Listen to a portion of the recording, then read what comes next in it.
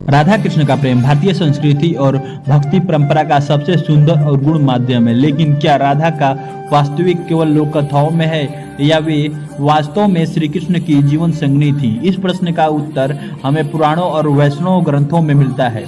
श्री कृष्ण का जन्म मथुरा में हुआ था, लेकिन बाल काल नंद बाबा के यहाँ गोकुल और वृंदावन में बीता। वहीं राधा रानी से प्रथम बार मिलन हुआ। राधा ब्रिजभानु जी की पुत्री थी और राधा कृष्ण एक दूसरे से अनंत प्रेम करते थे। यह प्रेम शारीरिक नहीं, आध्यात्मिक और आत्मिक था।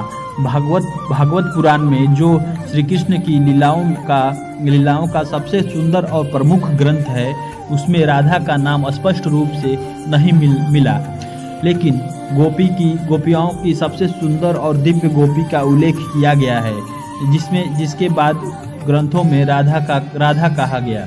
भागवत पुराण जो श्री कृष्ण की लीलाओं का सबसे प्रमुख ग्रंथ है, जिसमें राधा का नाम स्पष्ट रूप से नहीं लिया गया है, लेकिन गोपियों की प्रथम एक दिव्य गोपी का उल्लेख मिलता है, जिसके बाद ग्रंथ में राधा कहा गया है।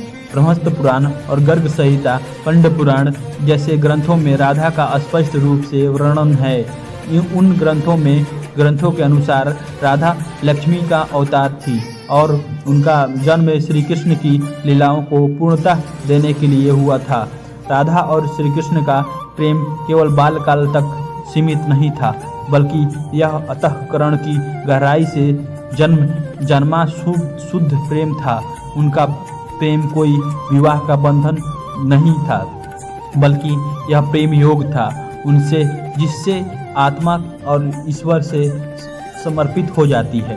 कृष्ण का द्वारिका गमन और राधा का वृंदावन में रह जाना यह दर्शाता है कि प्रेम में मिलन केवल शरीर का नहीं, आत्मा का होता है। राधा कभी द्वारिका नहीं गई, लेकिन श्री कृष्ण के हृदय में सदा रही।